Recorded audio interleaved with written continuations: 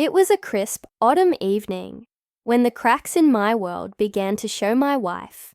Claire had been out with her friends or so, she said, leaving me at home with a bottle of wine and an old movie to pass.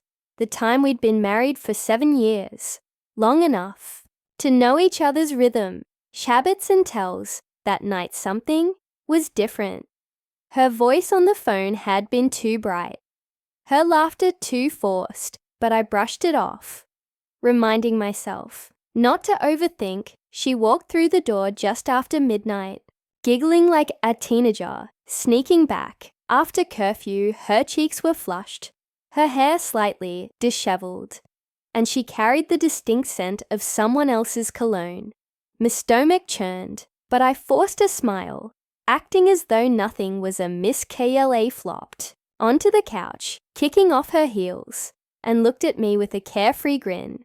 "You're in a good mood," I said, setting down my glass. "Yeah, it was a great night," she replied, her voice high-pitched, almost giddy. The girls and I had such a good time. Nothing crazy, just drinks and laughs.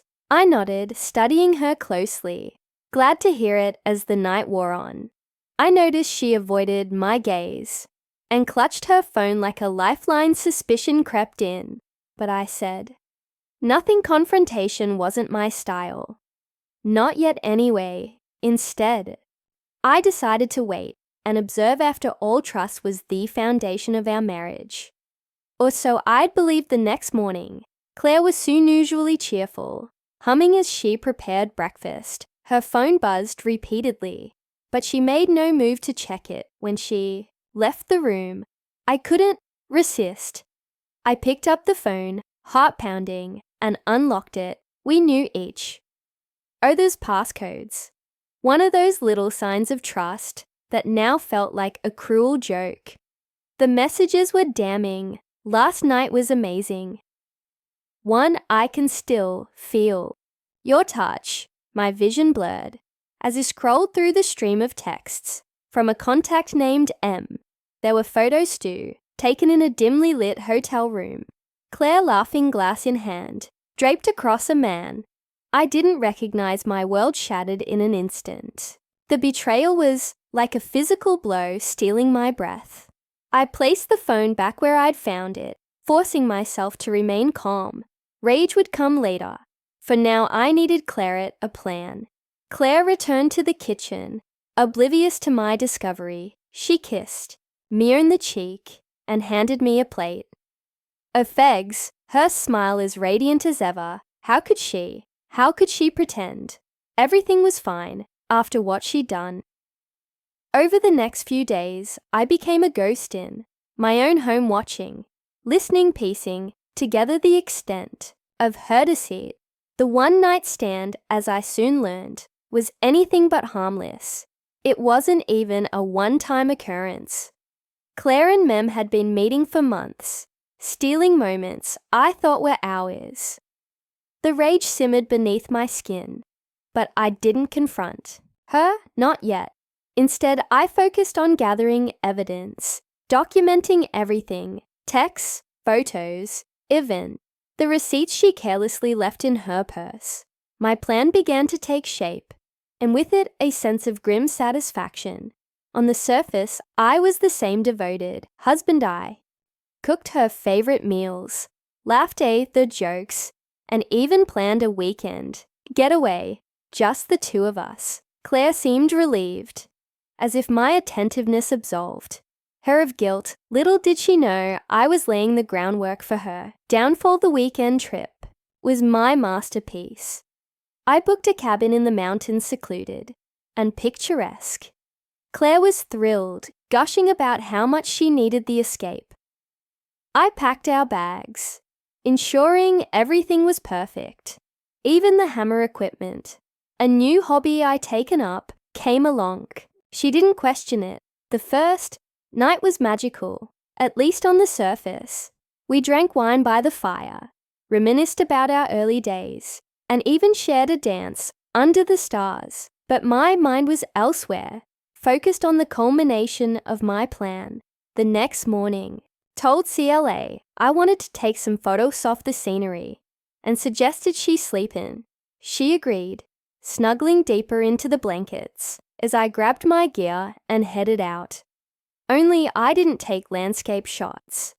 Instead, I set up the cameras in our cabin discreetly, capturing angles that would tell the story I needed when CLA finally woke.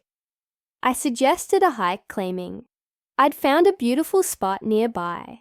She was hesitant at first, but eventually agreed. We spent hours wandering the trails. And for a moment, I almost forgot that betrayal almost back at the cabin Claire's. Phone buzzed incess, Lie glanced at it, her expression shifting. Tune of annoyance. Work stuff, she muttered, dismissing the notifications. But I knew better that evening. I prepared her favorite dinner, pouring her another glass of wine every time hers neared empty. She laughed, carefree, unaware of the storm brewing, when she excused herself to use the bathroom. I took her phone from the counter and sent a single text to him. Let end this. Then I deleted the thread, leaving no trace by the time we returned home. CLA was back to her usual self, her laughter echoing through the house. But when she reached for her purse, her face went pale. She rifled through it, panic growing with each passing second. Where is it? She muttered, her voice trembling. What's wrong? I asked, feigning concern. My wedding ring, she whispered, tears welling in her eyes. Oh no, oh, I said, my voice dripping with mock sympathy. When was the last time you had it?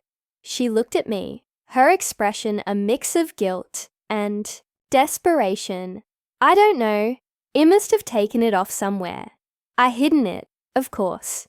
The ring, a symbol of our commitment, was now a tool in my revenge. The next day, I set my plan into motion.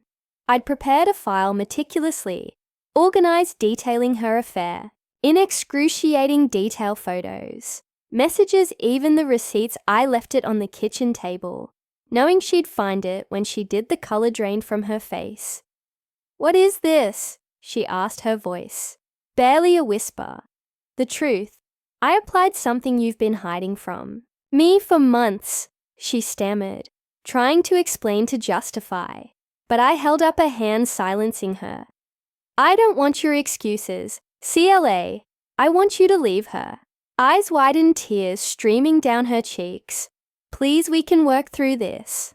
I'll do anything. It's too late, I said, my voice cold. You made your choice, and now I'm making mine. I'd already spoken to a lawyer, ensuring the divorce would be swift and in my favor. The evidence I'd gathered was enough to secure everything.